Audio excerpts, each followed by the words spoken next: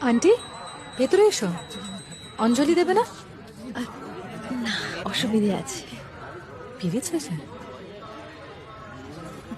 আরে পিরিয়ডসই তো হয়েছে, এসো। এই সময় ঠাকুরের কাছে আসতে নেই মা। এও এক ধরনের অসহজ। কি? কি আবার? তুমি জানো না মেয়েদের এই সময় ঠাকুরের সামনে আসতে নেই? ভাগ্যিস জানি না। কারা বলে এসব ভুলভাল কথা? হ্যাঁ আন্টি, কিছু মনে করবেন না, but periods are very natural.